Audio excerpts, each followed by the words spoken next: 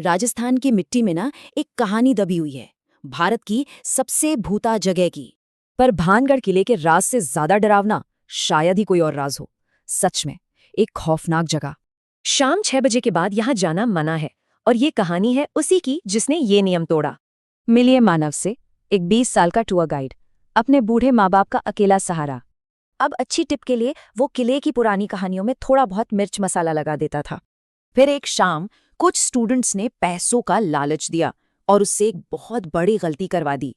वो अपनी मनगढ़ंत कहानी सुनाई रहा था कि उसे लगा कोई पास से गुजरा, पर सब तो सामने थे। तो वो स्टूडेंट्स वॉशरूम का बहाना करके निकल लिए, मानव को बिना पैसे दिए अकेला छोड़कर।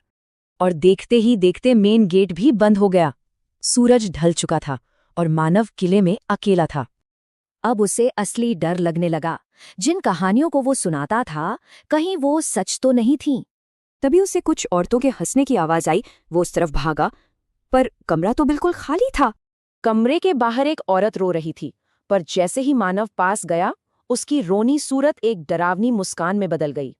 मानव भागा, जोर से भागा, पर जब भी पीछे देखता वो औरत मुस्कुराते हुए उसके पीछे ही होती।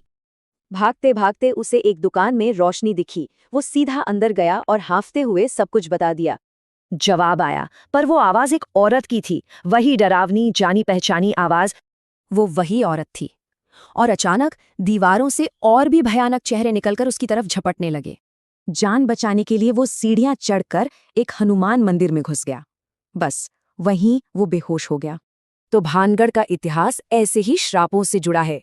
पहला श्राप एक साधु का था, जिसकी कुटिया पर किले की परछाई पड़ गई थी। एक और कहानी एक तांत्रिक की है, जिसने राजकुमारी रत्नावती पर नाकाम जादू के बाद पूरे किले को श्राप दे दिया। अगली सुबह जब मानव की आंख खुली तो वो मंदिर में ही था। वो फौरन वहां से निकल गया।